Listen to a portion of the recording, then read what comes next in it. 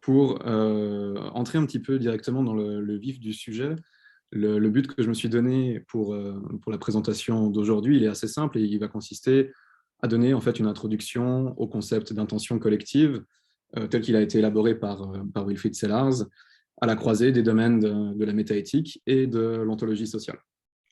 Donc, mais peut-être juste quand même avant de démarrer la présentation à proprement parler, je souhaite quand même vous dire quelques mots pardon, concernant le contexte de recherche dans lequel mon propos d'aujourd'hui va s'inscrire.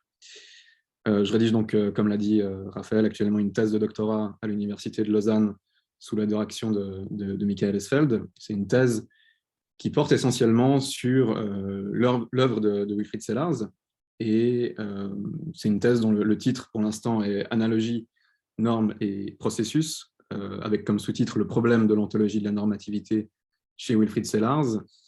Et donc cette thèse, elle constitue à mon sens une relecture de l'ensemble du système philosophique de Sellars à l'aune des trois concepts que j'ai mentionnés, donc analogie, normes et processus, qui forment le titre principal. Et quant au sous-titre, le problème de l'ontologie de la normativité, il indique, je dirais, l'orientation problématique de cette relecture. J'en dis pas plus à ce sujet, peut-être qu'on aura l'occasion, si ça vous intéresse, d'y revenir peut-être dans la discussion. Mais quand même, concernant l'ontologie de la normativité, si vous avez lu le texte de Sellars que j'ai suggéré pour cette séance, et qui s'intitule « La philosophie et l'image scientifique de l'homme », vous avez constaté que la question de l'articulation de l'image manifeste et de l'image scientifique est en un sens important le problème relatif à la délimitation adéquate des sphères logiques de l'être et du devoir-être, c'est-à-dire de la normativité. Je vais revenir un peu plus en détail également sur ce point dans la suite de la présentation. Et autre point, dans la mesure où l'œuvre de Sellars est encore assez largement méconnue en Europe et en particulier dans l'espace francophone, et que je ne souhaite pas présupposer de familiarité avec sa pensée dans le cadre de ma présentation, j'entends au-delà donc de la lecture de la philosophie et l'image scientifique de l'homme, je vous propose quelques brèves indications sur sa position dans l'histoire de la philosophie américaine qui me paraissent peut-être requises. Donc Sellars, né en 1912, mort en 1989, il a effectué la majorité de sa carrière académique à l'université de Pittsburgh, où son influence sur certains grands noms de la philosophie qui sont également établis dans cette même institution, en particulier Robert Brandom et John McDowell. Donc son influence, elle est telle qu'on parle aujourd'hui dans la littérature secondaire d'une véritable école de Pittsburgh en philosophie. Et les orientations de cette école proviennent principalement de la philosophie du langage, de l'épistémologie et de la philosophie de l'esprit développée par Sellars dans une œuvre assez vaste, puisqu'elle s'étale sur près de 4 décennies, avec une première publication en 1947 et un dernier article publié en 1980. Et bien qu'il ait publié principalement sous la forme d'articles, il est permis de parler d'un véritable système philosophique où s'organisent de manière cohérente des considérations originales dans des domaines aussi divers que la logique, l'éthique, la métaphysique, la théorie de la connaissance, la philosophie des sciences, la philosophie du langage et la philosophie de l'esprit. Et quoique le nom de Wilfrid Sellars soit peut-être un peu moins connu que celui d'un Davidson, d'un Putnam ou d'un Quine, dont il était le contemporain, il demeure néanmoins l'une des figures majeures de la philosophie américaine d'après-guerre. Son héritage intellectuel, il a notamment été revendiqué par des penseurs aussi divers que Richard Rorty, Ruth Millikan, Daniel Dennett, Paul Churchland, John Hodgland, James Conant, Jay Rosenberg, et, comme je l'ai déjà mentionné, Robert Brandom et John McDowell. Compte tenu du rôle joué par l'ensemble des philosophes que je viens de lister pour la pensée contemporaine, l'influence de Sellars, me semble-t-il, ne saurait être minimisée. En dehors du cercle des philosophes sellarsiens et des spécialistes de la pensée de Sellars, l'œuvre la plus célèbre, elle est sans doute Empirisme et philosophie de l'esprit, et on a de la chance d'avoir une traduction en langue française, même si elle est plus éditée. Et l'original est paru en 1956. Donc, ce texte développe une critique radicale de toute forme de fondationalisme épistémologique, c'est-à-dire l'idée selon laquelle la connaissance reposerait sur un fondement indépendant de la structure qu'il fonde, mais aussi de façon liée une critique de l'atomisme sémantique, c'est-à-dire l'idée selon laquelle le sens d'une proposition serait constitué par le sens de ses éléments minimaux, et le sens de ces éléments minimaux serait lui-même indépendant de leur inscription dans la structure propositionnelle. Donc, le fondationalisme épistémologique constitue, selon Sellars, un mythe du donné, dans la mesure où il implique erronément que le statut épistémique de la fondation de la connaissance serait simplement donné au sujet de la connaissance sans aucune médiation constitutive. Donc, ce texte, il a eu une part très importante dans la transition de la philosophie analytique hors de la phase marquée par le positivisme logique. Et on pourrait dire qu'aux côtés de l'article de Quine, Les deux dogmes de l'empirisme et les recherches logiques de Wittgenstein, on peut qualifier empirisme et philosophie de l'esprit, je dirais, d'un véritable emblème de ce tournant majeur de la philosophie analytique. Voilà, à titre d'indication, et sans vouloir entrer dans les détails de l'argumentation d'empirisme et philosophie de l'esprit, je souhaite néanmoins rappeler la conclusion à laquelle aboutit Sellars au sujet de la nature de la connaissance, parce que ça aura une certaine importance pour la suite de mon propos. Sellars affirme ainsi qu'une fois que le mythe du donné qu'il critique a été rejeté, il est possible de dire qu'en caractérisant comme connaissance un épisode ou un état, nous n'offrons pas une description empirique de cet épisode ou état, mais nous le situons dans l'espace logique des raisons, des justifications et des aptitudes à justifier ce que l'on affirme. Donc, par-delà le mythe du donné, un état de connaissance, il dépend, par conséquent, pour pouvoir être situé dans le cadre conceptuel en question, de l'existence d'une pluralité d'agents capables d'entrer dans un jeu d'offres et de demandes de raison, où ils peuvent être en mesure de justifier ce qu'ils avancent lorsqu'on les interroge à ce sujet. Ainsi, d'un argument épistémologique portant sur la nature de la connaissance, Sellars aboutit à la reconnaissance de la nécessaire inscription sociale de la conceptualité et de la rationalité humaine. Sellars remarque d'ailleurs que cette reconnaissance de la socialité est le fruit d'un long processus dans l'histoire de la philosophie, lorsqu'il affirme explicitement donc cette socialité de la raison dans un autre passage issu de la philosophie et l'image scientifique de l'homme, que vous avez sans doute lu, mais que je vous redonne quand même. Sellars dit « Il a fallu attendre Hegel pour qu'on reconnaisse le rôle de médiation essentiel que joue le groupe. S'il nous est facile de voir en quoi les cadres conceptuels immanents à un individu et le transcendant sont un phénomène social, et si nous discernons aujourd'hui dans l'image même que nous faisons de l'homme une reconnaissance implicite de cette dimension, reste qu'il a fallu attendre le XIXe siècle pour que ce trait de l'image manifeste soit, même de manière inadéquate, pris en compte. Pourtant, et ça c'est un point important, le caractère essentiellement social de la pensée conceptuelle apparaît clairement si l'on songe qu'on ne saurait penser hors de normes communes d'exactitude et de pertinence. Normes reliant ce que je pense en effet à ce que doit penser quiconque, car il n'y a pas de pensée rationnelle sans opposition entre je et quiconque.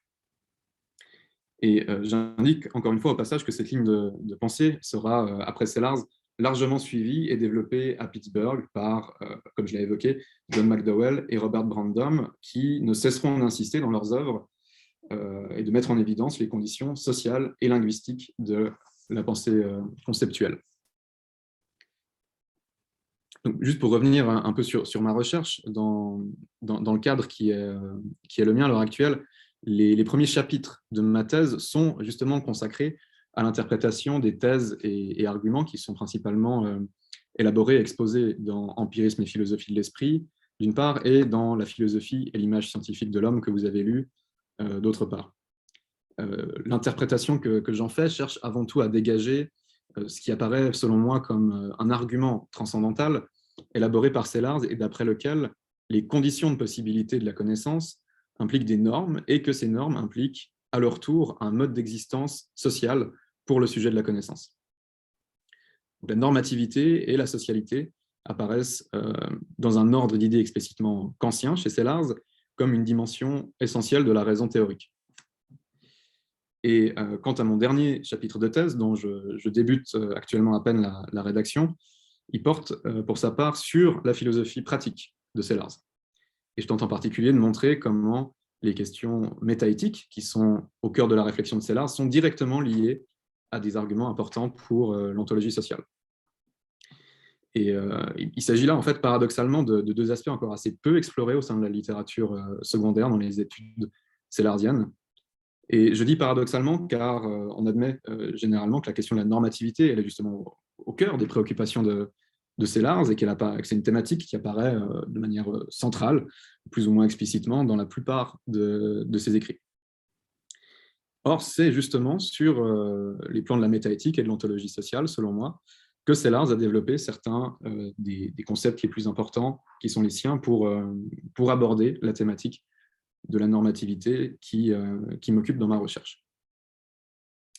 Donc, dans la suite de cette présentation, mon but sera d'introduire, comme je l'ai dit, un concept élaboré par Sellars dans le cadre d'une réflexion qui porte d'abord sur la théorie des jugements moraux, mais qui a par la suite acquis une place centrale dans le domaine de l'ontologie sociale contemporaine. Je veux parler du concept, évidemment, d'intentionnalité collective, ou, pour employer le concept technique de Sellars en anglais, de we intentions. Donc, la suite de ma présentation, aujourd'hui, elle va se dérouler en 3 temps. Tout d'abord, je reviendrai sur le concept de personne, tel que Sellars l'introduit dans la philosophie et l'image scientifique de l'homme. Et à partir de quelques définitions que donne Sellars de ce concept dans certains de ses autres textes, il sera possible d'esquisser la manière dont la raison théorique et la raison pratique s'articulent et se hiérarchisent dans sa pensée. Et puis, j'aborderai dans un second temps l'articulation du raisonnement moral et de l'action au sein de la raison pratique, telle qu'il la conçoit. Donc pour cela, je restituerai brièvement les arguments sellarsiens dans le contexte des débats métaéthiques de son époque. Mais je souligne quand même que ces arguments ont encore une actualité dans la mesure où les débats entre les positions dites cognitivistes et les positions dites expressivistes continuent en fait d'animer le débat métaéthique contemporain. Donc ces deux premiers points de ma présentation, ils constitueront ainsi un trajet partant des considérations principalement épistémologiques et métaphilosophiques de l'article « La philosophie et l'image scientifique de l'homme » pour aller vers certaines thèses et arguments relevant de la métaéthique. Et c'est dans la seconde partie de ma présentation que j'introduirai le concept sellarsien d'intention collective, qui, s'il provient donc d'abord chez Sellars d'un contexte argumentatif relevant de la philosophie morale, il a, comme je le montrerai, tout de même des racines dans les sciences sociales et joue actuellement, comme je l'ai dit à l'instant, un rôle important en ontologie sociale. Et enfin, la troisième partie de ma présentation sera ainsi consacrée à quelques considérations sur le statut ontologique des groupes sociaux dans la philosophie sellarsienne. Donc, pour aborder le concept de personne, et ainsi que Sellars l'indique dans la philosophie et l'image scientifique de l'homme, les entités primitives envers lesquelles l'image manifeste s'engage sont précisément des personnes. Et ce sont les personnes qui apparaissent, comme vous l'avez sans doute lu, au terme de l'argumentation qu'il mène, comme l'élément irréductible aux catégories et entités de l'image scientifique. Ainsi, le dernier paragraphe du texte que je vous redonne ici affirme qu'il ne s'agit pas de concilier le cadre conceptuel des personnes au cadre scientifique, mais de l'y joindre. Aussi avons-nous besoin d'enrichir l'image scientifique, non pas des diverses manières de dire ce qui est le cas, mais du langage des intentions individuelles et communautaires, de sorte que lorsque nous concevons en termes scientifiques les actions que nous avons l'intention de poser et les circonstances où nous avons l'intention d'agir, nous établissons un rapport direct entre le monde tel que le conçoit la théorie scientifique et nos fins. Ce faisant, il devient notre monde et non plus un appendice étranger au monde où se déroule notre vie. Alors, petite indication, dans la suite de cette présentation, je vais mettre entre parenthèses le problème du rapport entre l'image scientifique avec ses entités théoriques d'une part et l'image manifeste avec les personnes d'autre part, pour me focaliser vraiment sur la notion de personne. Donc pour les besoins de mon propos, ici, je prendrai pour acquis la conclusion de Sellars, d'après laquelle la catégorie de personne est irréductible à tout cadre descriptif ou explicatif qui ne contiendrait pas déjà une telle catégorie. Mais donc, toute la question, c'est de savoir comment est-ce que Sellars définit vraiment la personnalité. Alors, en première approximation, Sellars donne une définition des personnes dans son article More on Givenness and Explanatory Coherence, qui date de 1979, et il définit les personnes comme étant des systèmes capables de se représenter leur propre position dans le monde. Donc c'est ici la réflexivité qui détermine en premier lieu le statut des personnes en tant que personnes. Mais cette réflexivité, elle implique un usage de concepts, et on l'a vu, la conceptualité implique en retour certaines normes. Dans un article antérieur qui date de 1949 et intitulé « Language, Rules and Behavior », Sellars accorde à la normativité, comprise en termes de suivi de règles, un rôle constitutif non pas de la personnalité à proprement parler, mais de l'humanité en général. Et Sellars dit à cette occasion, dire que l'homme est un animal rationnel, c'est dire que l'homme n'est pas une créature d'habitude, mais de règles. Lorsque Dieu créa Adam, il chuchota à son oreille, dans tous les contextes d'action, tu reconnaîtras des règles, ne serait-ce que la règle qui prescrit de rechercher des règles à reconnaître. Quand tu cesseras de reconnaître des règles, tu marcheras sur 4 pattes. Donc, en combinant ces deux premières définitions, les personnes se distinguent des autres êtres par leur capacité à se situer dans le monde en faisant usage de concepts qui impliquent à leur tour le suivi de certaines règles. Réflexivité d'une part et normativité d'autre part apparaissent ici indissociables l'une de l'autre. Et ceci fait par ailleurs écho à une autre définition de la personnalité qui se trouve, comme vous l'avez lu, dans la philosophie et l'image scientifique de l'homme, où Sellars affirme que penser un bipède sans plume comme une personne, c'est le penser comme un être auquel on est lié par un réseau de droits et de devoirs, donc dimension normative. Et de ce point de vue, l'irréductibilité du personnel est celle du devoir à l'être. Et il est assez intéressant de relever que dans la suite du paragraphe, Sellars insiste sur la nature essentiellement sociale de la personnalité et qu'il affirme que la normativité impliquée dans la personnalité qu'on vient de voir correspond assez exactement en fait à sa socialité. Donc, je vous donne la suite du paragraphe. Je suis navré, la citation est un petit peu longue, mais enfin voilà. Sellars dit « Mais il y a plus fondamental encore, même si nous le verrons, les deux points de vue coïncident, à savoir que se représenter un bipède sans plume comme une personne, c'est concevoir son comportement par renvoi à son appartenance actuelle ou potentielle à un groupe englobant chacun de ceux qui s'en considèrent membres. Appelons un tel groupe communauté. Elle correspondait jadis à la tribu primitive, aujourd'hui presque à la fraternité des hommes, et potentiellement à la république des êtres rationnels, c'est-à-dire le royaume des fins envisagé par Kant. Un individu peut appartenir à plusieurs communautés, certaines se chevauchant, d'autres s'emboîtant, comme des poupées russes. La communauté la plus englobante, celle à laquelle il appartient, la communauté la plus englobante à laquelle il appartient est constituée des individus avec qui il peut amorcer un discours significatif. Elle embrasse tout ce qu'embrasse le « nous » quand, dans un usage non métaphorique, on lui donne la portée la plus large possible. Le « nous », en ce sens premier, n'est pas moins fondamental que les autres personnes auxquelles se conjuguent les verbes. Ainsi, reconnaître comme une personne un bipède sans plume, ou un dauphin ou un martien, c'est penser de soi-même et cette autre créature qu'ils appartiennent à une communauté.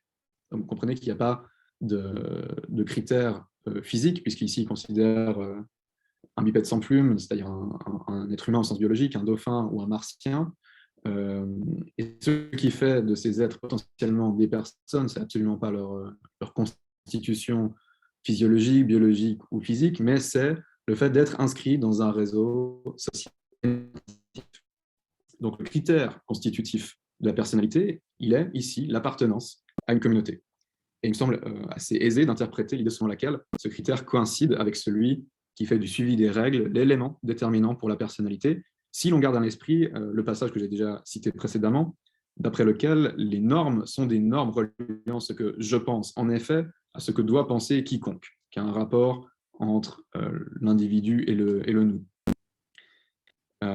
Cependant, il y a un dernier élément qui vient dans la suite du texte, affiner à la fois le concept de personnalité et qui esquisse déjà les aspects principaux de l'ontologie sociale sellarsienne. Je cite toujours Sellars, encore une fois, vous m'excuserez pour la longueur de la citation. Sellars dit « Les principes fondamentaux d'une communauté qui définissent ce qui est correct ou incorrect, bien ou mal, ce qui se fait ou ce qui ne se fait pas, sont les intentions les plus générales que partage cette communauté à l'égard du comportement des membres du groupe. Il s'ensuit que reconnaître comme une personne un bipède sans plume ou un dauphin ou un martien requiert qu'on ait des pensées de la forme « nous devons faire » ou « nous abstenir de faire » des actions du type A dans les circonstances C. Avoir des pensées de ce type, ce n'est pas classifier ou expliquer, mais répéter une intention. Et je vous mets entre parenthèses carrées la note de bas de page qui suit immédiatement ce paragraphe, où Sellars dit « Les intentions collectives ne sont pas seulement des intentions privées que chacun a. » Voilà une autre façon de formuler l'irréductibilité du « nous » mentionné plus haut. Il y a cependant un lien logique entre intention collective et privée, car on ne partage vraiment une intention communautaire, si fréquemment qu'on la répète, qu'à condition que dans les cas pertinents, elle se reflète dans l'intention privée correspondante. Et Sellars termine en disant « Ainsi, le cadre conceptuel des personnes est le cadre où nous nous pensons les uns les autres comme partageant les intentions collectives, dont sont tributaires les principes et normes ambiants. Par-dessus tout, ceux qui rendent possible le discours doué de sens et la rationalité elle-même. Cadre à l'intérieur duquel nous vivons chacun notre vie. On peut quasi définir une personne comme un être ayant des intentions. » Ici, dans la dernière phrase, j'interprète le quasi comme une indication de la distinction et du lien logique qui existe entre les intentions collectives et les intentions individuelles sur lesquelles je vais revenir dans quelques instants. Donc, une personne ne se définit pas par n'importe quel type d'intention, mais précisément par sa possession d'intentions à la fois collectives et individuelles, et par la capacité de lier dans le raisonnement pratique et l'action les unes aux autres. Et on remarquera encore que Sellars accorde un statut explicitement transcendantal à ces intentions lorsqu'il affirme qu'elles sont la condition de possibilité de la rationalité en général.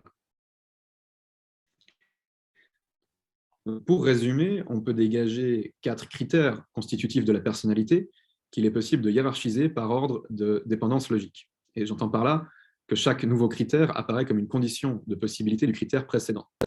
Soit, en premier lieu, la réflexivité, comme on l'a vu, qui dépend, en tant qu'elle implique des concepts, du suivi de certaines règles, en particulier de règles logiques, alétiques et épistémiques. Ces règles, à leur tour, dépendent de ce que l'agent ou le sujet participe d'une communauté, et cette communauté n'est rendue possible qu'à la condition que ses membres aient des intentions individuelles et partagent tous des intentions collectives.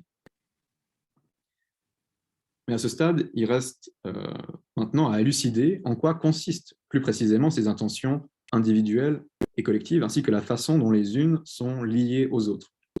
Je vais donc passer à présent à un examen plus détaillé du concept d'intention chez Sellars. Ce concept, il a reçu un traitement approfondi de sa part dans ses écrits, comme je l'ai indiqué, consacrés à des questions d'éthique et de métaéthique. Et c'est par conséquent dans ce domaine que je vais situer la suite de mon propos.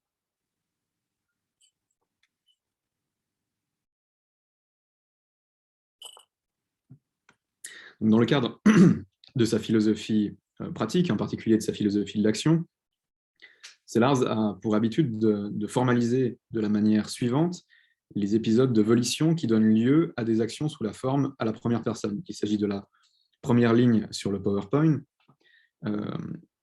Sellars formalise donc les volitions sous la forme « shall, I, will, know, do, A », que je propose de traduire par « doit », donc le doigt ici sert d'opérateur, « je vais faire A maintenant ». On peut lire « je dois faire A maintenant ». Et pour Sellars, les intentions en fait, ont la forme plus générale « je dois faire A au tenté ». Donc une intention de faire l'action A, elle est de cette sorte comprise comme un raisonnement pratique qui deviendra une volition par faire A, une performance de l'action A, si le temps T est reconnu comme étant le moment présent. Donc Sellars il développera par la suite, à partir de cette conception initiale, une logique des intentions assez technique. Et ici, je vais vous donner simplement l'un des principes recteurs qui consiste en l'implication que vous avez au 4e point de la slide, à savoir que si P implique Q, alors devoir P implique devoir Q. Donc, par exemple, l'intention « je dois faire A et B » implique logiquement l'intention « je dois faire A ». Et ainsi, les intentions impliquent d'autres intentions de la même manière en fait, que certaines croyances peuvent impliquer d'autres croyances. Du point de vue qui est défendu par Sellars, un être rationnel, il doit vouloir les implications de ses intentions de la même manière qu'il doit croire les implications des croyances auxquelles il souscrit. L'intérêt principal en fait, de cette interprétation des intentions, elle est pour Sellars qu'elle permet de rendre compte du fait que les intentions et l'évolution appartiennent pleinement à l'ordre des raisons, tout en maintenant leur rapport à l'action. Autrement dit, les intentions et l'évolution s'intègrent au raisonnement pratique tout en restant productives des actions qu'elles impliquent. Pour le dire peut-être encore plus simplement, un agent qui maîtrise les concepts impliqués dans le raisonnement pratique est, par le fait même de cette compétence conceptuelle, disposé à agir de la manière impliquée par ses intentions et ses volitions. Donc, la théorie sellardienne des intentions maintient à la fois l'appartenance du raisonnement pratique à l'ordre conceptuel et sa force motivationnelle intrinsèque, son lien à l'action. Mais jusqu'ici, j'ai donc présenté que la forme individuelle des intentions. De telles intentions ne peuvent correspondre, selon Sellars, qu'à des impératifs hypothétiques. Et si toutes les intentions se réduisaient à des intentions individuelles, rien ne permettrait en fait de rendre compte du rapport entre les normes de la communauté, qui ont une validité intersubjective, c'est-à-dire qui dépassent en fait les personnes individuelles et leurs intentions individuelles, d'une part, et les intentions qui les expriment. Et c'est ici que les intentions collectives vont entrer en jeu pour Sellars. Donc au départ, Sellars développe la notion d'intention collective ou d'intention en nous, we intentions, dans le cadre d'une tentative pour trouver une voie médiane en métaéthique entre les positions émotivistes de son époque, d'une part, et les positions intuitionnistes, d'autre part. Au cas où certains ne seraient pas ici familiers du lexique que je viens juste d'employer, je vous donne quelques brèves remarques en guise d'éclaircissement et peut-être de points d'orientation. Donc, tout d'abord, pour prendre les choses vraiment depuis le départ, la métaéthique, c'est simplement le champ d'investigation qui, contrairement à l'éthique normative, ne se préoccupe pas d'abord de la question de ce que nous devons faire, mais qui s'intéresse plutôt au problème consistant à savoir si cette question, que devons-nous faire, peut avoir une réponse, et si oui, sous quelles conditions, avec quelle méthode, et ce que signifie en fait de tenter simplement de répondre à cette question. Donc la métaéthique, elle s'intéresse en particulier à la nature des jugements normatifs, dont on peut donner une première définition approximative en disant qu'il s'agit des jugements portant sur le devoir, l'être juste, le fait d'avoir tort ou d'être en tort, et ainsi de suite. Donc il s'agit en somme des jugements portant sur ce qu'il convient de faire, de penser, de dire, ou encore de sentir à propos de certaines choses dans certaines situations. Donc la métaéthique, elle s'intéresse au vocabulaire impliqué dans les jugements normatifs, à l'éventuelle connaissance associée à de tels jugements, et enfin à la nature des faits désignés par les concepts normatifs, si de tels faits existent. Alors, au sein des différentes positions constituant le panorama métaéthique, il y a deux orientations principales qui se sont dégagées au début du XXe siècle et qui constituent un petit peu le panorama pour Sellars à l'époque où il écrivait. Je vous les donne brièvement sur la slide. Donc, on a d'une part l'émotivisme, dont Alfred Jules Ayer et Charles Stevenson ont fourni deux versions canoniques en tout cas, et qui correspond, pour faire bref, à la position affirmant qu'un jugement normatif de la forme X est bien exprime en fait une attitude émotionnelle d'approbation de X de la part de celui ou celle qui énonce ce jugement moral. Donc dans cette perspective, les jugements moraux n'ont par conséquent aucune portée descriptive et leur signification se réduit à leur fonction expressive. Donc, pour un émotiviste, comprendre les concepts de bien et de mal, ça revient à savoir s'en servir pour manifester certaines émotions. Et il résulte également de ce statut strictement performatif accordé aux jugements moraux qu'ils sont dépourvus de valeur de vérité et ne peuvent s'inscrire dans le cadre d'arguments.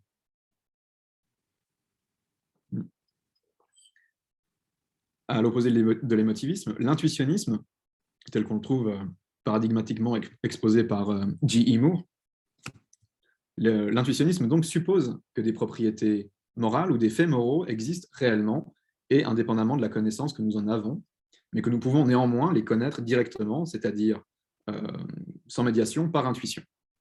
Donc, à l'inverse de l'émotivisme, l'intuitionnisme accorde une valeur de vérité aux jugements moraux. Donc, on suppose vrais les jugements moraux qui décrivent correctement les faits, les propriétés ou les objets normatifs auxquels nous accédons par intuition. Alors, l'idée directrice de Sellars, dans le but d'éviter les problèmes rencontrés à la fois par l'intuitionnisme et par l'émotivisme, consiste à élaborer une théorie des jugements moraux où ceux-ci sont à la fois l'expression de certaines attitudes et peuvent néanmoins prétendre à une validité intersubjective. Donc, dans cet ordre d'idées, les intentions collectives sont conceptualisées comme des attitudes de certains agents, mais qui ne se réduisent cependant pas à leurs intentions individuelles. Pour Sellars, ces intentions collectives impliquent un point de vue partagé à partir duquel les individus qui participent à cette intention peuvent s'évaluer les uns les autres. Pour vous parler un petit peu des problèmes que souhaite éviter Sellars dans ces deux positions qui forment pour lui un dilemme. Donc, contre l'intuitionnisme, Sellars, qui souhaite rester fidèle à sa position naturaliste, souhaite éviter la postulation en fait, de choses réelles, de nature normative, et qui échapperaient par principe à l'investigation des sciences de la nature. Et contre l'émotivisme, d'autre part, Sellars souhaite trouver une manière de rendre compte du fait de l'agir moral qui soit, je le cite dans Language, Rules and Behavior, raisonnablement fidèle à la phénoménologie de la pensée et de l'expérience morale. Fin de citation. Et pour Sellars, il y a au moins deux caractéristiques de cette phénoménologie qui doivent être conservées, mais que toute théorie émotiviste abandonne, en fait. En premier lieu, lorsqu'on fait l'expérience du désaccord moral, on n'a pas en fait l'impression de se disputer sur des questions de goût ou de préférence. Une dispute avec une autre personne sur une question morale ne nous apparaît pas appartenir à la même sphère, disons, qu'un conflit sur le meilleur goût ou le meilleur parfum de crème glacée. Vous voyez, il semble au contraire qu'une réelle contradiction se joue au sein du désaccord moral. Et en second lieu, et de façon liée au point précédent, on s'inscrit généralement dans ces débats en répondant à l'interlocuteur par l'apport de raisons ayant une fonction justificatrice. Donc, ce dernier point indique que nous nous rapportons au désaccord moral comme à une forme de contradiction qu'il est possible de résoudre sur la base d'arguments orientés par un souci de vérité. Donc, en ne prenant pas suffisamment au sérieux ces deux aspects de l'agir et des jugements moraux, l'émotiviste y retire au raisonnement moral son statut cognitif, c'est-à-dire précisément ce qui en fait un raisonnement. Et il le réduit ainsi à l'expression d'un sentiment privé. Et Sellars souligne à ce sujet un risque de scepticisme total, en fait, que fait courir la position émotiviste. En effet, dès lors que l'on a reconnu que la connaissance repose sur un espace normatif d'offres et de demandes de raison, comme on a vu, l'émotivisme ne peut plus se limiter uniquement à la raison pratique, en fait.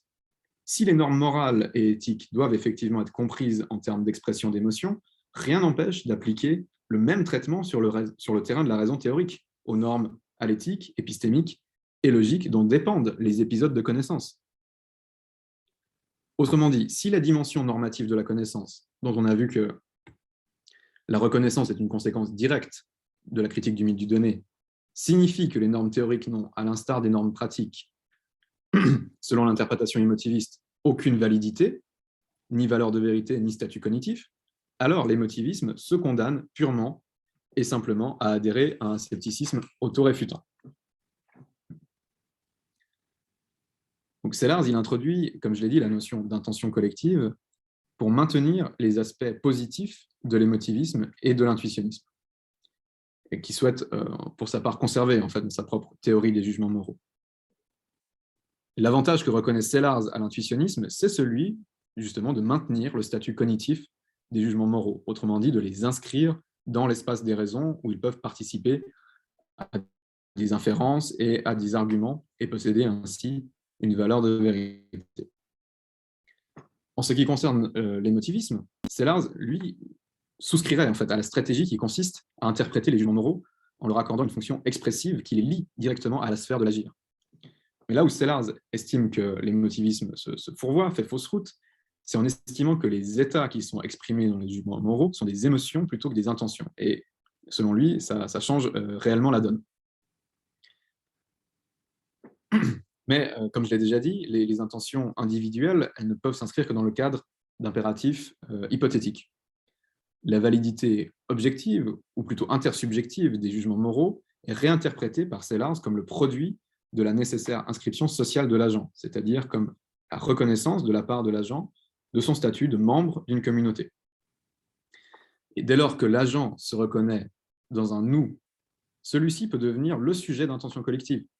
Et ces intentions, elles ont alors la forme, sur le premier point de la slide, nous devons faire l'action A au temps T.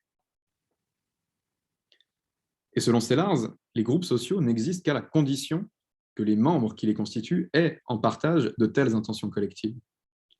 Pour reprendre à titre d'illustration un exemple utilisé par Sellars, une société de protection d'une espèce animale donnée ne peut exister comme société qu'à la condition que ses membres se reconnaissent dans une intention collective du type « nous devons agir pour protéger l'espèce animale X » et qu'ils en déduisent par inférence des intentions individuelles de la forme « je dois agir pour protéger l'espèce animale X à titre de membre de la société de protection ».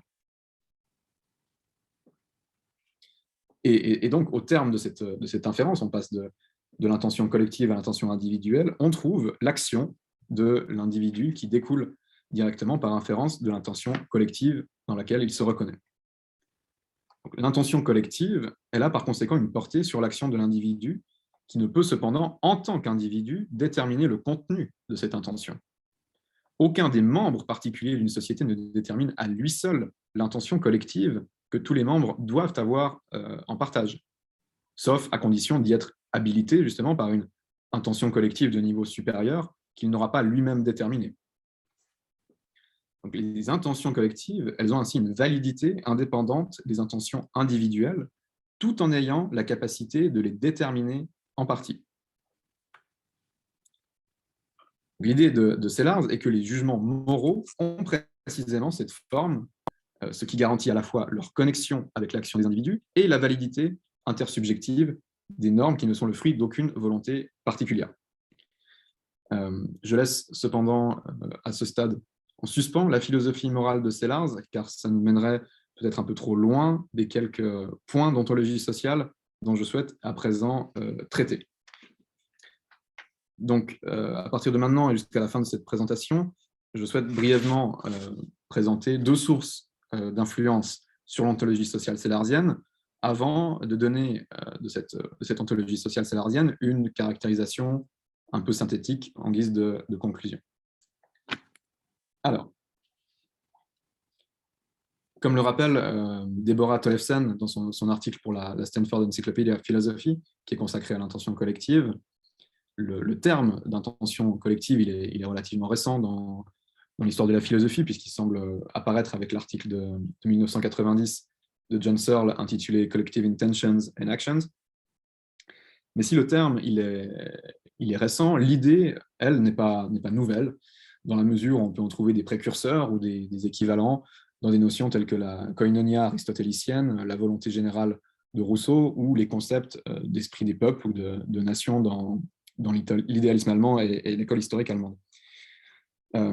Parmi les sources plus récentes que relève Tollefsen dans son entrée, on citera Emile Durkheim et Max Weber, et dans le champ sociologique, donc, et Robin Collingwood et Wilfrid Sellars pour la philosophie.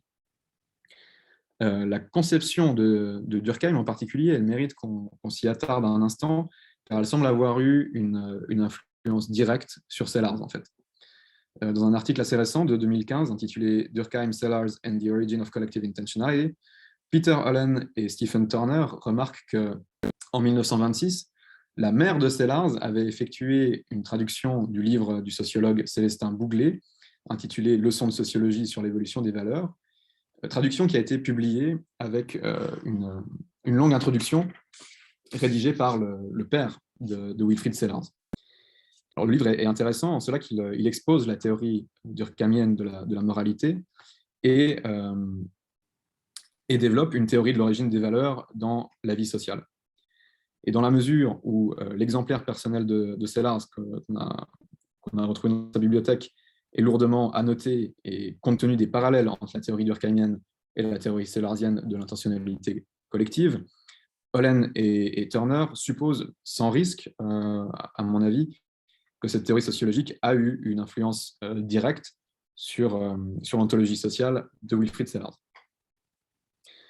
Cependant, comme on va le voir juste dans un instant, la théorie sellardienne de l'intentionnalité collective, elle s'écarte de la théorie durkheimienne sur au moins un point important. En effet, on présente souvent Durkheim comme présentant une théorie de la conscience collective où, dans un contexte social, cette conscience de groupe prend le dessus sur la psyché individuelle.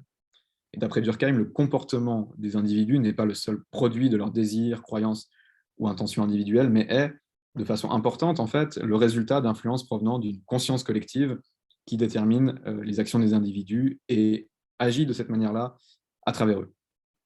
Et l'exemple qui est retenu par Durkheim pour illustrer cette idée, c'est celui d'un individu qui serait porté par une émotion dictée par sa participation à une foule, mais qui s'avérerait ensuite a posteriori incapable de rendre compte de ses actions une fois que la foule s'est dispersée et qu'il n'y participe plus.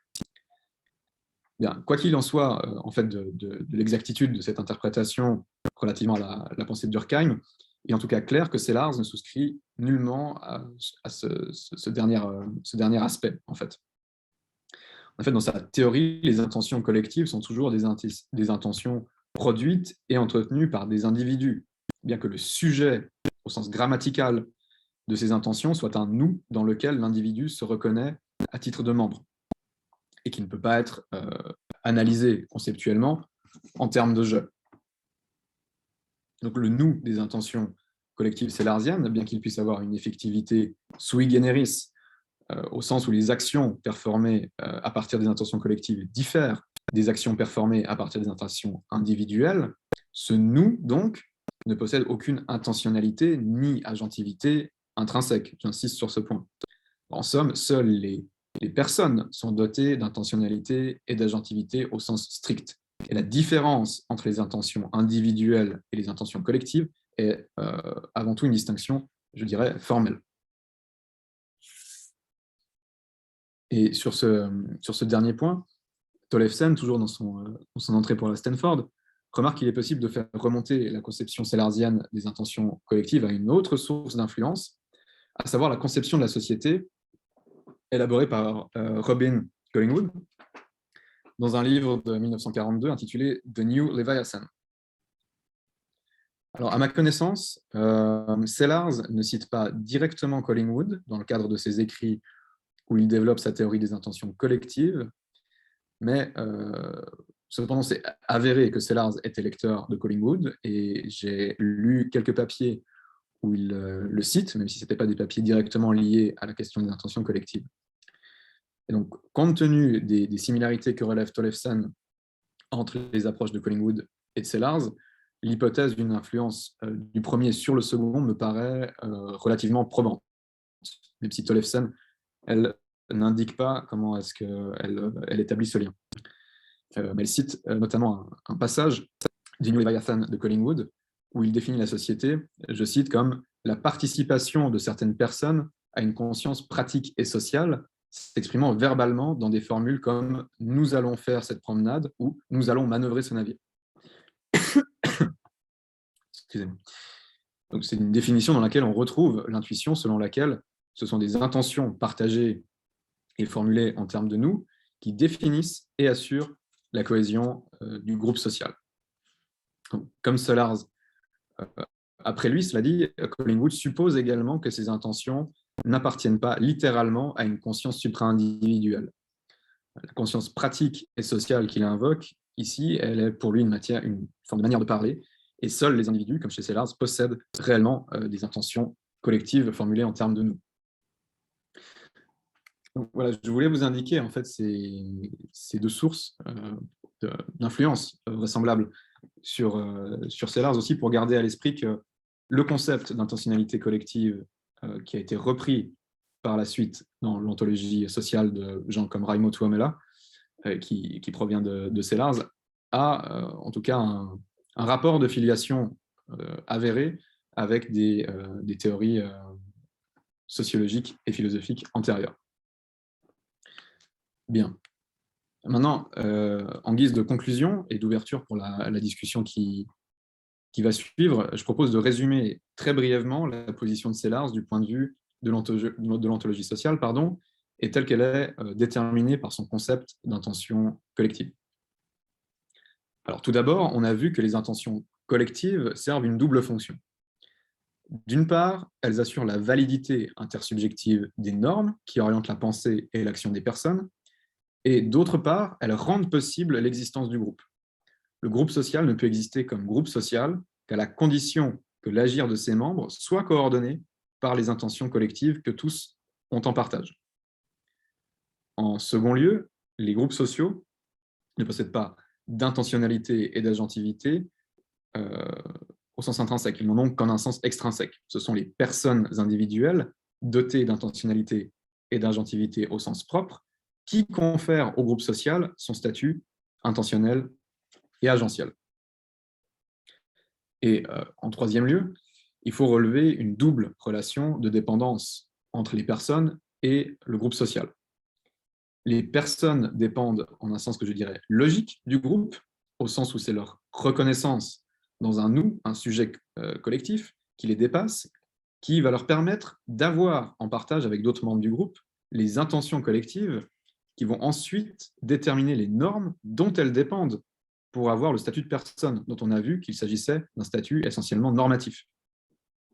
Mais en retour, les groupes sociaux dépendent dans l'ordre réel, ou si vous voulez de manière causale, des personnes qui en sont membres, au sens où ce n'est que par la pensée et l'agir des personnes individuelles, d'après les intentions collectives que ces groupes prescrivent, que ces groupes peuvent avoir une effectivité. Donc il me semble que l'on peut, sur la base de ces 3 points, caractériser la position de Sellars comme un collectivisme faible, pour emprunter un terme qui est actuellement revendiqué par Raimo Tuomela en ontologie sociale.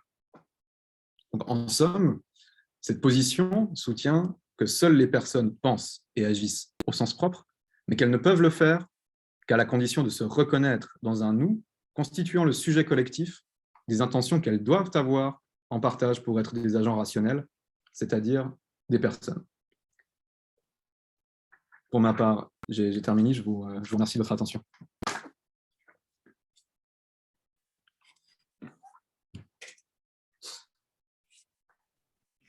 Merci beaucoup. Je t'applaudis. Voilà, je ne sais pas comment on il y a plusieurs rituels, mais merci beaucoup. C'était très, très clair et très, très riche et vraiment très intéressant et très pédagogique aussi.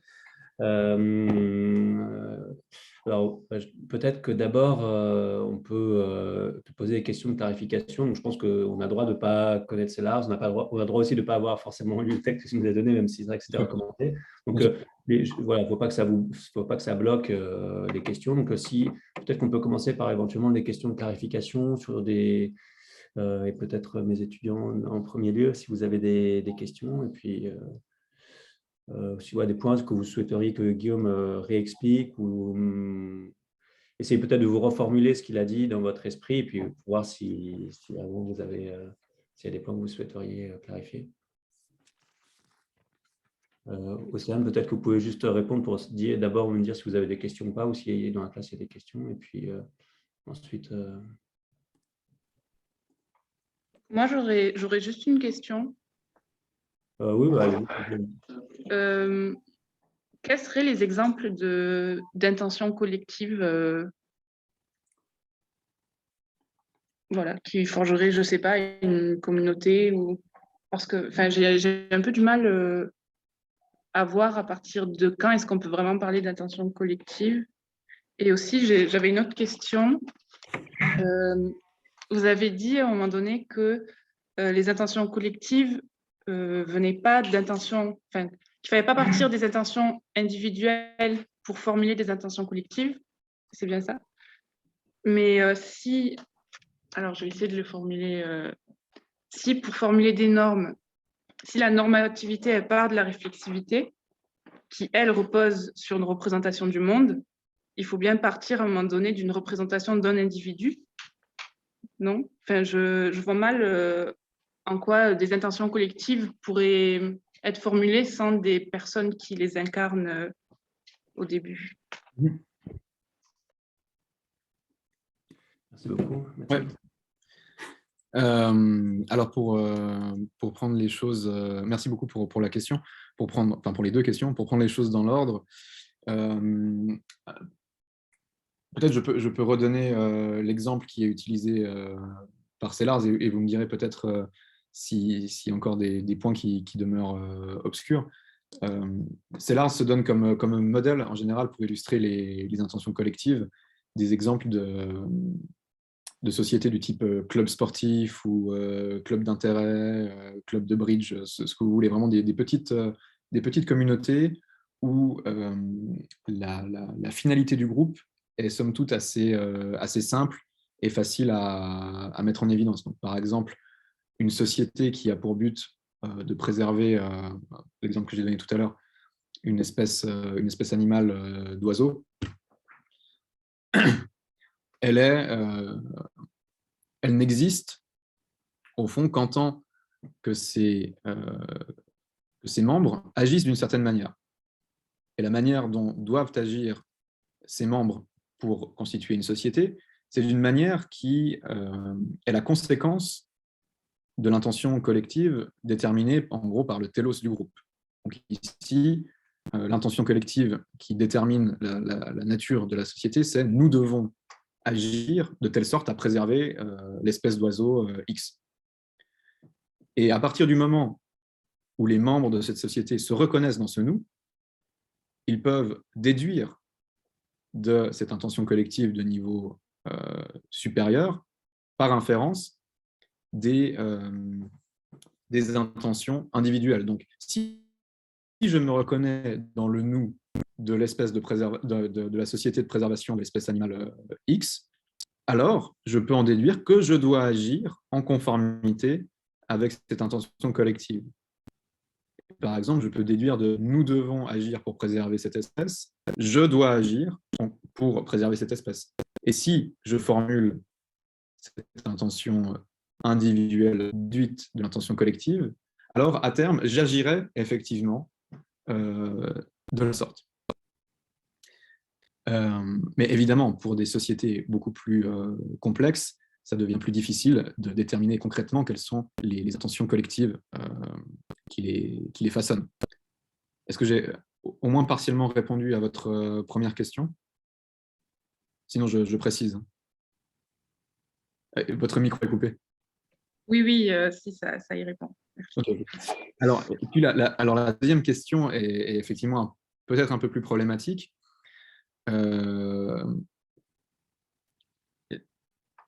Vous pointez évidemment très correctement du doigt le fait qu'il y a un rapport de codépendance entre les personnes et le groupe. Et c'est presque un problème de jeunesse du transcendantal, si j'ose dire. C'est-à-dire que le groupe dépend des personnes quant à son existence. Il faut bien qu'il y ait des personnes qui se rassemblent et puis qui déterminent des intentions collectives auxquelles adhérer pour que le groupe existe. Mais en retour, les personnes ne sont des personnes qu'en tant qu'elles appartiennent à un groupe. Donc, comment est-ce que le groupe a pu émerger sans que des personnes ne se rassemblent, personnes qui ne pouvaient exister puisque le groupe n'existait pas encore. Ici, comme on dit en anglais, je pense qu'il faut bite the bullet et assumer le fait qu'il y a un rapport de co-constitution originaire en fait, entre le groupe et les personnes. C'est une réponse peut-être insatisfaisante, mais à l'heure actuelle, je ne vois pas comment répondre autrement. D'autant qu'il y a encore des arguments de nature peut-être plus sémantique aussi qui rentrent en jeu, au sens où, avec les arguments que développe Sellars contre l'empirisme, contre le positivisme logique, contre le mythe du donné, la signification linguistique devient une affaire holiste. Donc on a affaire à une structure dont les éléments ne peuvent pas préexister non plus à cette structure. Donc il y a aussi un problème de genèse du langage pour le holisme sémantique. Voilà, encore une fois, je crois qu'il faut bite the bullet et puis assumer le fait qu'il y a un problème peut-être de genèse qui apparaît pour ce type d'optique ou de théorie, on pourrait dire.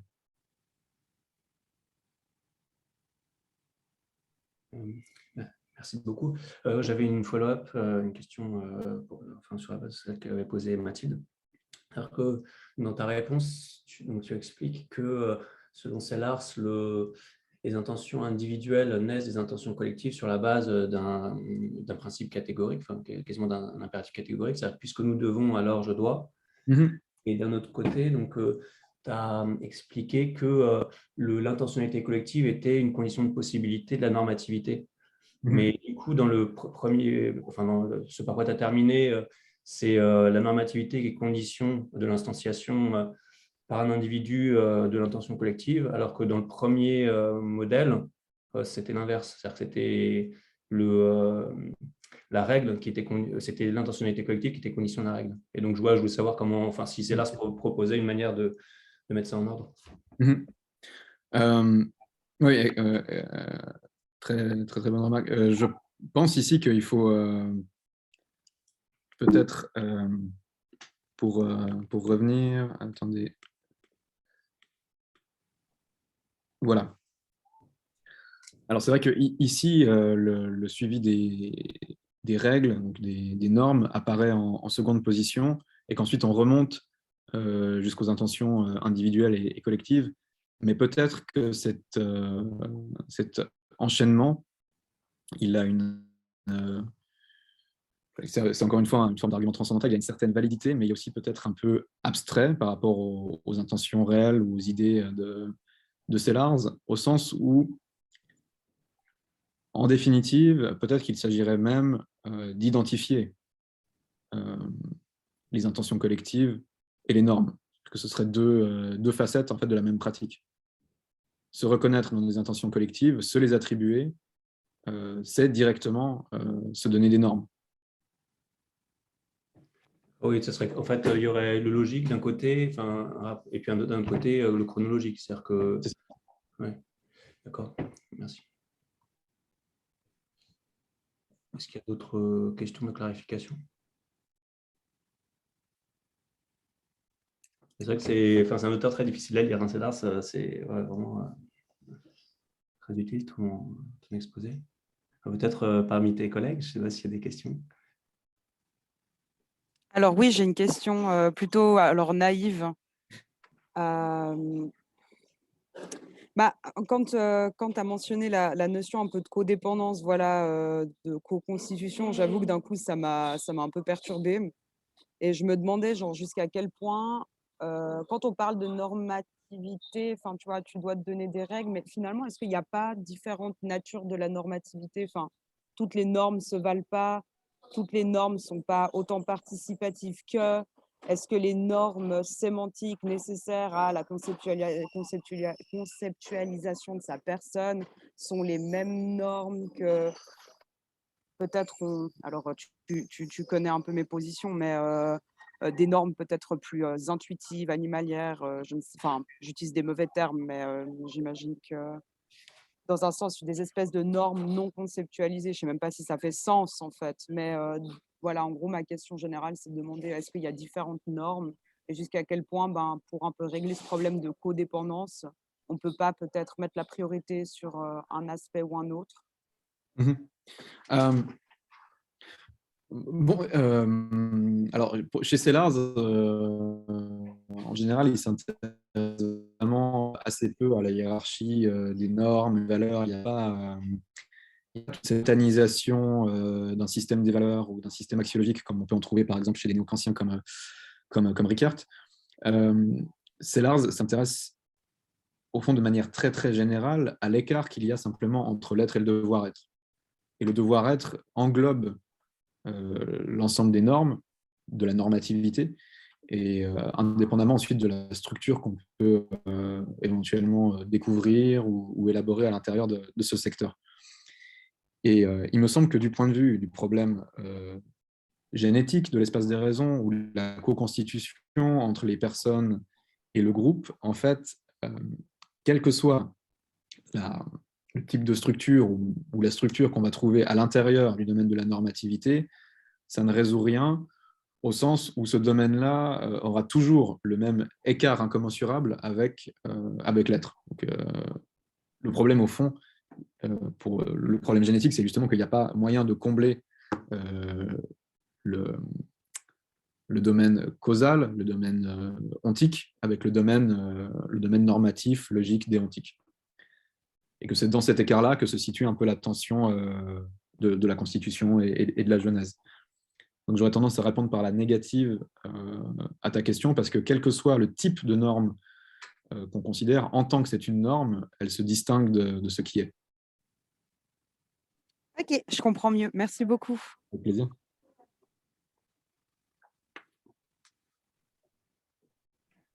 Et du coup, quand tu dis que Sellars c'était naturaliste, c'est un naturalisme assez étrange, parce que moi, en tout cas, ça me donne l'impression que ça reste un dualisme, même si ontologiquement, les intentions collectives ne flottent pas et qu'elles sont instanciées par les personnes. Le fait de ne pas avoir de théorie de la genèse d'un des termes à partir de l'autre, ça donne l'impression en fait, que c'est une sorte de philosophie religieuse, enfin, en tout cas qui introduit une sorte de... Donc je me demandais d'ailleurs quel était son rapport à la religion, c'est-à-dire que si... voilà, parce que ça semble quand même être un dualisme, un peu avec les mêmes genres d'arrière-pensée que celle de Descartes, par exemple. Alors, pour le rapport de Sellars à la religion, il est assez clair, à savoir qu'il revendiquait un athéisme.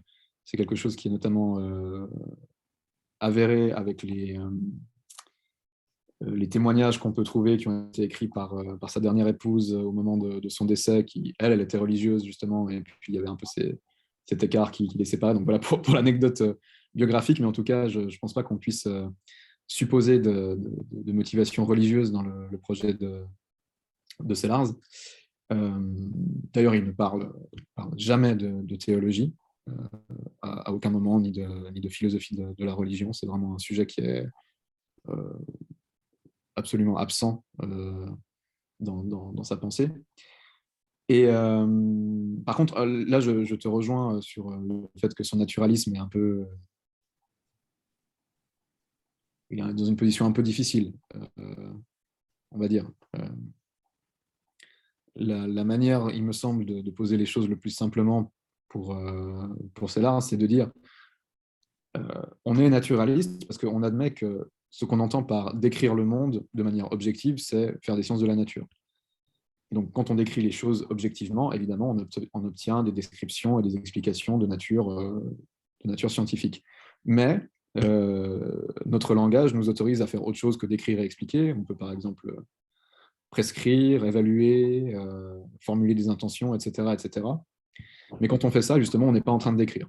Donc on reste naturaliste dans la mesure où dès qu'on rentre dans le cadre de la description, alors on admet comme valide les descriptions scientifiques. Là où peut-être je suis moi aussi insatisfait avec le naturalisme de Sellars, c'est qu'il me semble assez clair dans une certaine mesure que le fait de se situer dans d'autres cadres logiques, évaluatifs par exemple, ou normatifs, a aussi des conséquences ontologiques. Le fait de devoir, par exemple, les sommets. Mais ce n'est pas le seul endroit d'ailleurs où Sellars fait face à des difficultés. Par exemple, sur la question des qualia. Il parle de Sensa, mais le débat qui génère est à peu près identique à celui des qualia en philosophie de l'esprit peut-être juste définir contemporaine. Aux étudiants les qualia, parce que je suis pas sûr. Oui, bien sûr. Les qualia, c'est donc l'effet que ça fait d'avoir certaines expériences sensibles. L'effet que ça fait de voir du blanc, l'effet que ça fait de sentir une certaine odeur, l'effet que ça fait de goûter un certain vin, etc., etc. Donc c'est la dimension qualitative de l'expérience. Et en général, on dit qu'il y a un problème pour le naturalisme parce que les théories scientifiques, aussi exactes soient-elles, en tant qu'elles sont objectives, justement, ne parviennent pas à ressaisir la dimension qualitative de l'expérience, dont ensuite on va affirmer qu'il s'agit d'une composante essentielle de notre concept d'esprit. Donc l'idée, c'est que le naturalisme ne peut pas avoir une théorie de l'esprit satisfaisante parce qu'il ne peut pas rendre compte justement de cette dimension qualitative. pour aller très vite. Et chez Sellars, il y a quelque chose d'assez similaire, parce qu'en définitive, elle va dire on devrait réviser toute notre ontologie des sciences, toute notre métaphysique des sciences, pour inclure des processus purs, afin de pouvoir rendre compte justement des qualia, des dimensions qualitatives de l'expérience. Pour lui, il y a une tension entre la structure discrète des théories scientifiques et l'homogénéité de l'expérience sensible. Donc que ce soit sur le plan de la normativité, où Sellars va dire « Ok, on est naturaliste, mais on va quand même devoir ajouter le cadre conceptuel des personnes », ou que ce soit sur le problème de l'expérience vécue, où il va dire « Ok, on va devoir réviser notre métaphysique des sciences pour inclure des processus qui n'auront pas de structure discrète », on voit bien que son naturalisme est un peu instable et qu'il n'hésite pas en fait à aller assez loin hors du naturalisme au sens où on l'entend d'habitude. C'est une réponse un petit peu longue, je suis navré. C'est intéressant, parce que c'est pour ça aussi que c'est difficile de lire Sellars, parce que ça semble essayer de tenir des choses qui ne sont pas forcément tenables. Je ne sais pas s'il y a d'autres questions encore. Mathilde? En fait, j'ai deux autres questions. C'est le diapo qui m'a fait penser à ça. Quand vous parliez du concept de personne, vous avez mis une citation d'Hegel qui disait que l'individu était déterminé par des conditions sociales et linguistiques. Et j'imagine que ces conditions, elles sont singulières et propres à chaque individu. Et à partir de là, comment est-ce qu'on fait pour formuler des normes qui soient collectives, puisque ce qui détermine l'individu, bon après c'est un petit peu la même question que tout à l'heure en soi, mais ce qui détermine l'individu sont des conditions particulières, et donc à partir de là, on ne va pas formuler les mêmes normes. Enfin... Formuler juste encore une fois. J'ai pas entendu, pardon. Vous pourriez juste reformuler la question encore une fois. Je crois que j'ai été inattentif, juste l'espace d'une seconde, et j'ai manqué un truc. Oui, enfin, si j'ai bien compris, ce que vous avez dit à un moment donné, c'était qu'il y avait des conditions sociales qui déterminaient l'individu, enfin la personne, pardon. Et ces conditions, elles sont différentes pour chaque individu et elles vont déterminer, j'imagine, la manière dont il va formuler certaines normes. Et donc, ça va peut-être être un obstacle afin de formuler des normes qui soient collectives. Parce que c'est quelque chose de... Oui, excellente remarque. Deux choses à ce sujet. Il y a des conditions collectives qui déterminent l'individu, au sens où la personne, pour exister en tant que personne, doit se reconnaître dans un nous. C'est son appartenance à la collectivité et donc son adhésion au nous qui va conditionner son statut de personne, pas forcément sa personnalité au sens psychologique, mais son statut de personne au sens normatif. Mais évidemment, la personne est quelque part, elle n'est pas libre de ne pas s'inscrire dans un espace communautaire, mais en général, mais ensuite, elle est relativement libre de donner son adhésion à un nous plutôt qu'un autre. Il n'y a pas de contrainte nomologique, physique, de se reconnaître dans le nous qui est déterminé par, disons, un club de tir ou une société caritative, vous voyez.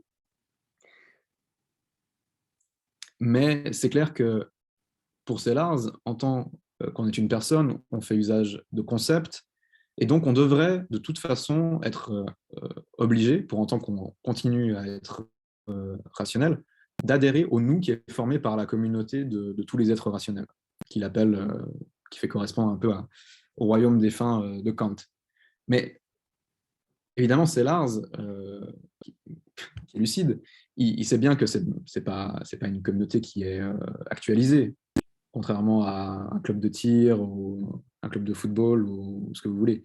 Le royaume des fins de Kant n'a pas d'existence réelle et effective à l'heure actuelle. Donc ça vaut comme idéal régulateur ici. Mais le pari, on pourrait dire, de Sellars, c'est justement que c'est une communauté potentielle nécessaire, en fait. Je ne sais plus exactement sur quelle citation il fait justement cet écart entre les communautés actuelles et les communautés potentielles auxquelles appartient un individu, mais donc on aurait l'idée chez Sellars que l'individu doit, en tant qu'être une personne, s'inscrire de toute façon dans des collectivités qui partagent des intentionnalités collectives, et ces groupes doivent avoir une réalité effective. Il doit pouvoir communiquer avec autrui pour échanger des raisons, pour pouvoir accéder aux normes, etc., etc. Mais en plus de ça, ce processus-là, il est orienté par le fait qu'en définitive, en tant qu'on utilise des concepts, on a comme idéal régulateur la reconnaissance d'un nous qui englobe l'ensemble des êtres rationnels.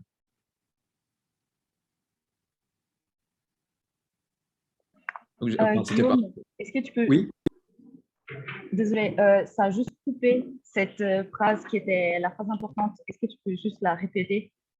La dernière phrase? Ouais, quand tu parles de l'idéal régulateur. Et puis, ouais, puis après, ça a coupé. Ah, d'accord. Alors, je disais... Alors, est-ce que je suis capable déjà de répéter ce que j'ai dit? Ça, c'est une bonne question, mais... je disais en gros, pour le rapport entre la personne individuelle et le nous, il y a deux éléments à prendre en compte, il me semble, dans l'ontologie sociale de Sellars. Il y a d'une part le fait que pour exister en tant que personne, on doit effectivement se reconnaître dans un nous qui a une certaine réalité, c'est-à-dire qu'on doit appartenir à une société, on doit appartenir à des groupes, pour pouvoir interagir effectivement avec d'autres personnes, pour échanger des raisons, pour accéder aux normes qui orientent l'action, la pensée, etc., etc.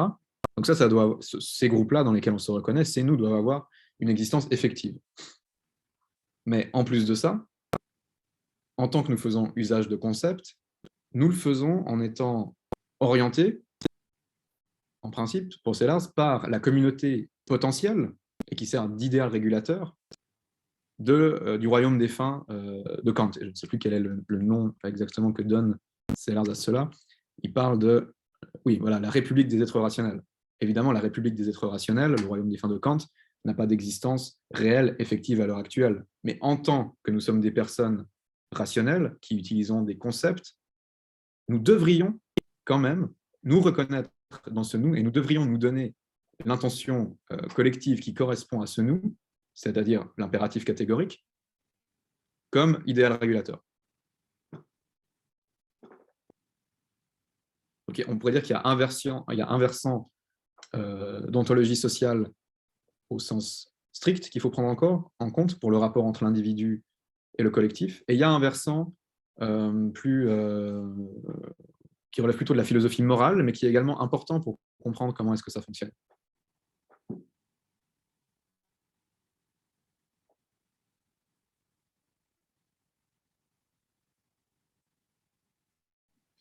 Moi, j'aurais une question aussi de clarification, enfin, une chose que j'arrive à comprendre dans ce schéma, c'est comment est-ce que Sellars rend compte du fait qu'on puisse savoir qu'autrui est une personne, parce que en fait, j'ai l'impression que le sentiment que j'ai eu en écoutant et puis en le lisant aussi, c'est que finalement, c'est quasiment une question pratique, c'est donc la décision de savoir comment est-ce que je vais interagir avec autrui. Mais donc, si c'est ma décision, la modalité d'interaction qui constitue autrui comme personne, je peux très bien, comme c'est le cas, soit décider de retirer le statut de personne à une partie de l'humanité, donc le racisme, soit au contraire élargir le statut de personne, et puis d'ailleurs et l'attribuer à des êtres qui ne sont pas considérés comme humains biologiquement, donc des formes d'animisme, etc. Et soi-même avoir une intersection entre les deux. Et du coup, je ne sais pas s'il propose une manière de délimiter, de savoir comment est-ce qu'on délimite réellement et pas juste simplement virtuellement, ou comment tu as dit, idéalement, cette communauté. Ouais. Il n'a pas de réponse à cette question. Alors, il n'y a pas de réponse explicite chez Sellars à cette question, en tout cas. Mais c'est clair que l'attribution du statut de personne, comme tu l'as dit, c'est une question avant tout pratique ou pragmatique pour Sellars, il me semble. et qu'il n'y a pas de contrainte ontologique ou physique à l'attribution du statut de personne. C'est ce qui est impliqué par la référence aux bipèdes sans plumes, aux dauphins et aux martiens notamment. Donc il y a effectivement un certain degré de liberté, si j'ose dire, dans l'extension qu'on accorde à ce concept de personne. J'ai l'impression qu'on peut quand même extraire une réponse des intuitions de Sellars, qui consiste à dire que quand on limite le nous à la tribu, par exemple, ou à un groupe, d'après des critères ethniques ou autres, en fait, on ne comprend pas très bien le concept de nous, ou plutôt le concept de concept, ou pas très bien le concept de personne.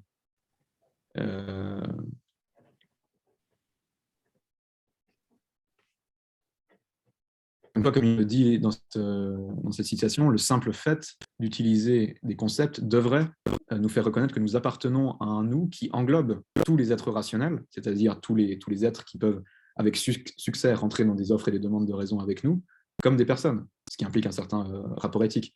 Donc, c'est plutôt, à partir d'un certain argument épistémologique, ici, on pourrait dire que Sellars souscrit assez clairement, d'ailleurs, avec la référence à Kant, à une forme d'universalisme. Donc, en somme, il n'y a rien qui empêche d'avoir un concept raciste de personne. C'est juste un mauvais concept de personne, selon Sellars.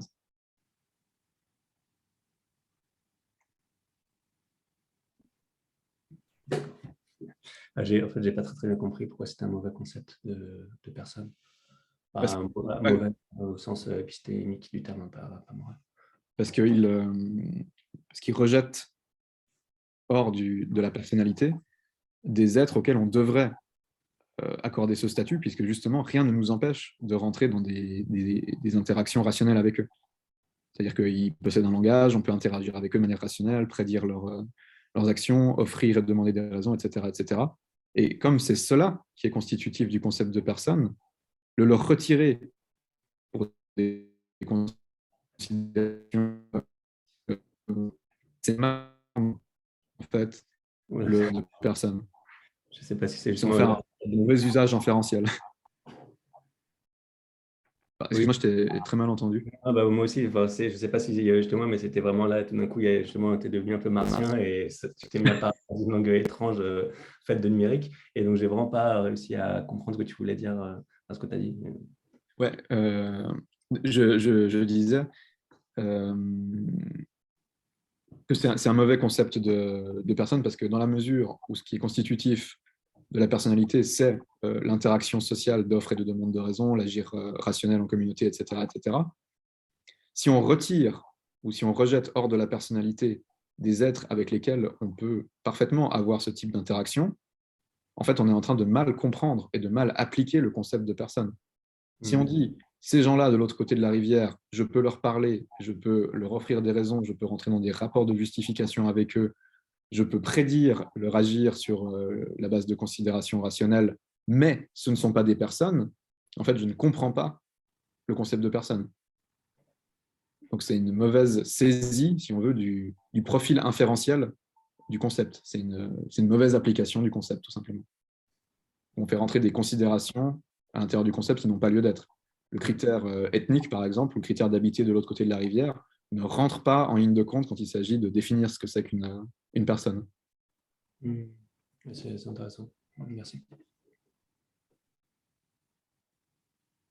Est-ce qu'il y a d'autres questions?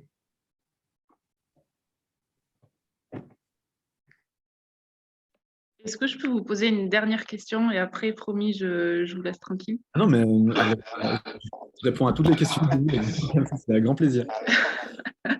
Ok, non, c'était quand vous expliquiez que derrière tout acte de connaissance, il y avait des intentions. C'était ça l'idée un petit peu ou pas? Ou enfin, comment dire, qu'est-ce que j'ai noté? Oui, si, que ce qui est constitutif du cadre scientifique, c'est aussi les intentions qui font que je pose tel objet comme un objet de connaissance. C'est ça que vous avez dit à peu près ou pas? Ou j'ai mal compris? Alors, c'est un petit peu plus complexe que ça. Je reviens Attendez, à la slide. Voilà. En somme, l'idée de Sellars avec l'objet de données, c'est classifier un épisode comme un épisode de connaissance, dire ceci est un épisode de connaissance, c'est dire que c'est quelque chose de justifiable. C'est justement le placer dans un réseau d'offres et de demandes de raison qui est conditionné par des normes. Donc, par exemple, quand je dis « je sais que la tasse devant moi est blanche »,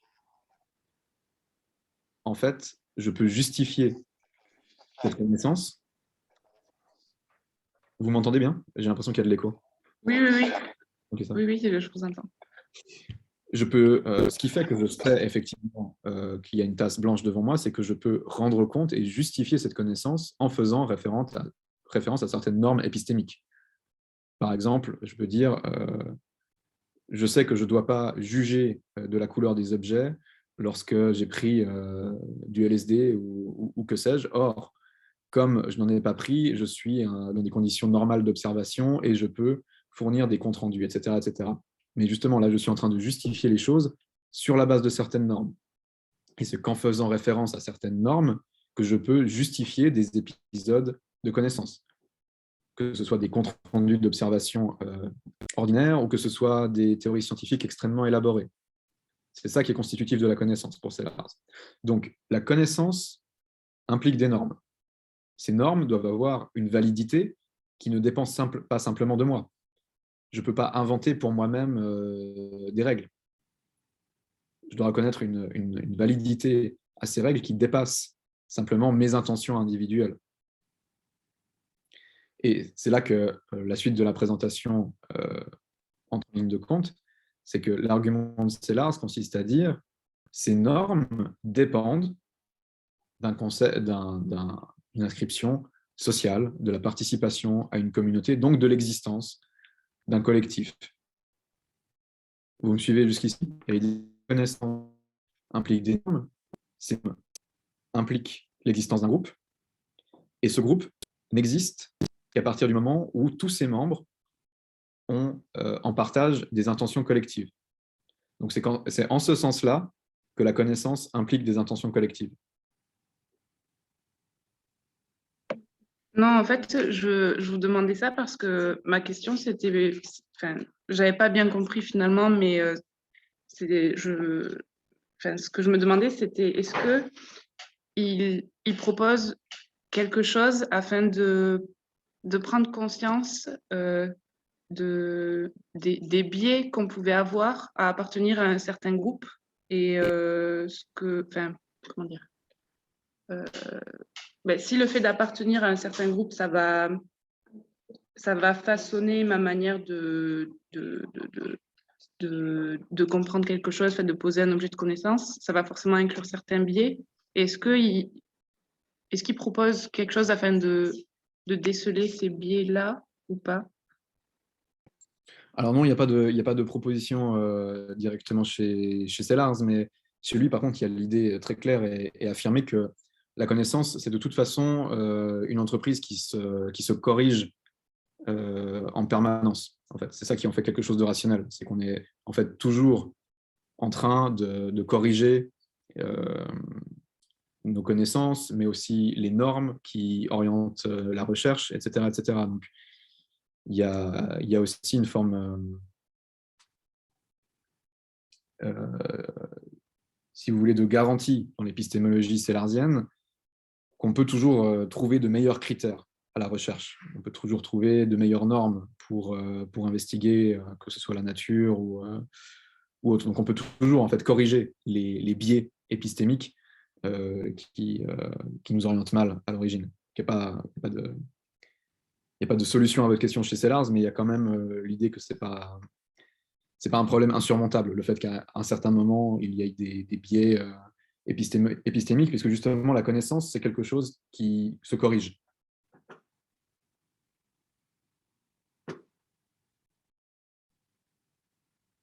D'accord, merci beaucoup. Et c'était super intéressant. Merci à vous.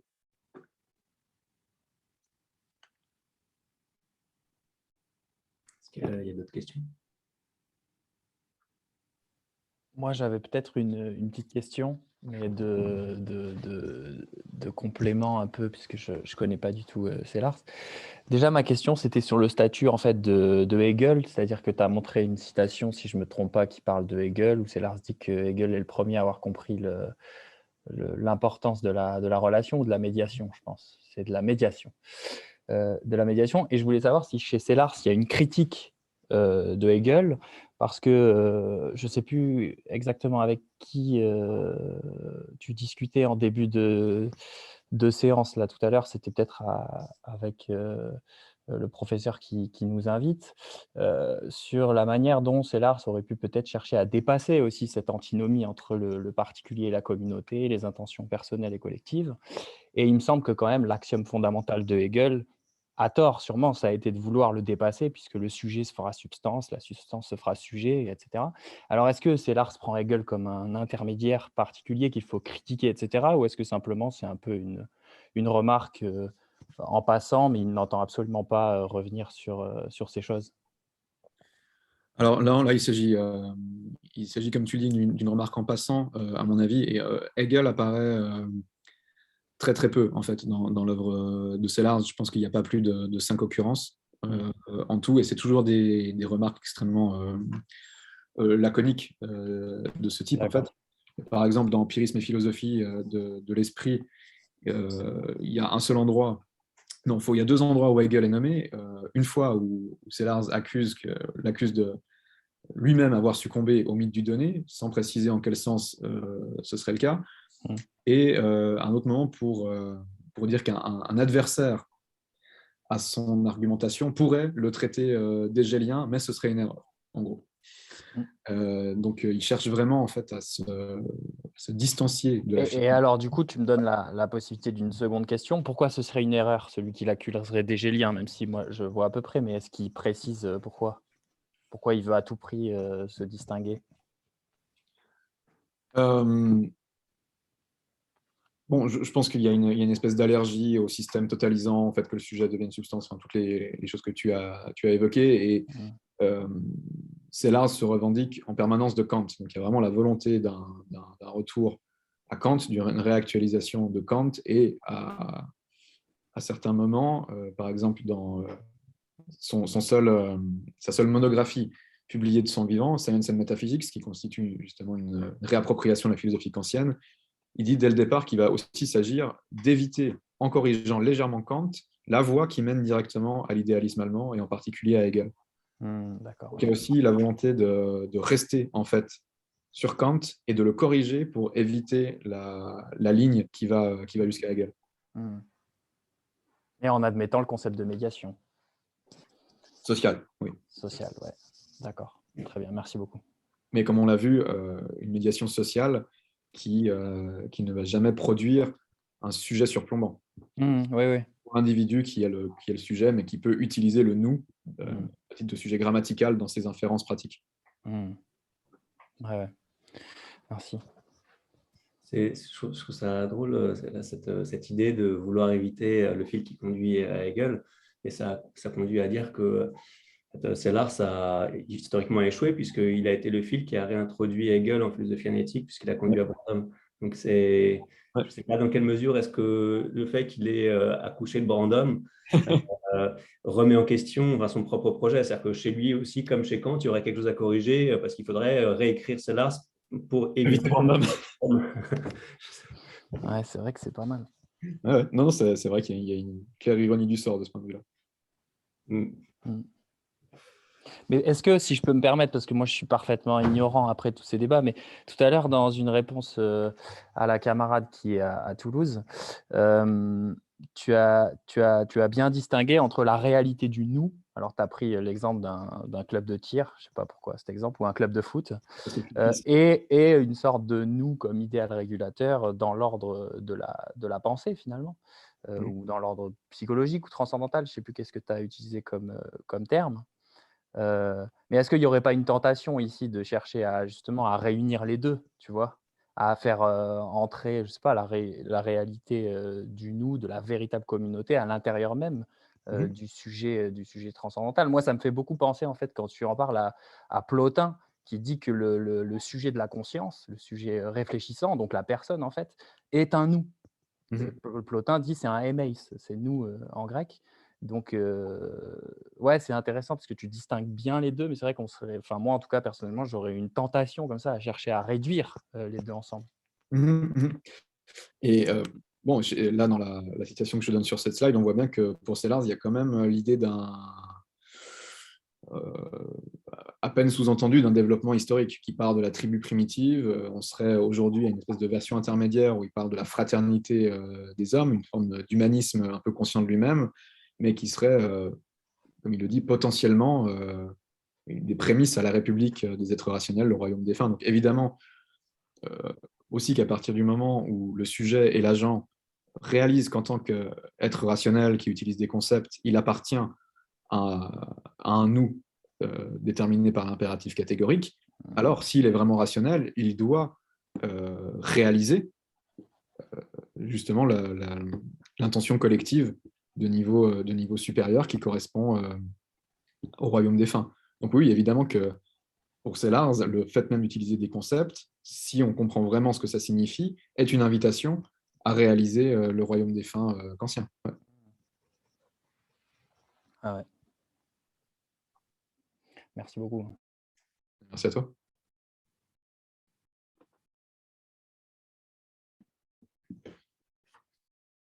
Si encore des questions.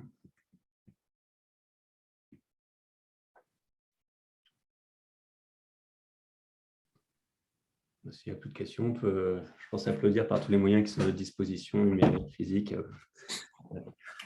Guillaume, bravo. Merci. Très, très intéressant, très riche, très instructif. En tout cas, encore merci à toi, Raphaël, pour l'invitation. Ça a aussi été extrêmement utile avec toutes les questions et la discussion qu'on vient d'avoir. Il y a déjà beaucoup de choses qui se remettent un peu en place pour la suite de la rédaction du chapitre. Il y a pas mal de choses que je vais utiliser pour préciser mon propos. Donc, merci infiniment. Et merci aux étudiants pour leur attention et toutes les questions qui ont été données. Oui, et puis merci aussi à tes collègues d'avoir participé. Et puis merci à mes étudiants et étudiantes aussi pour votre attention. Et je vous dis à la semaine prochaine. Super. Au revoir, merci beaucoup. Bonne fin de journée.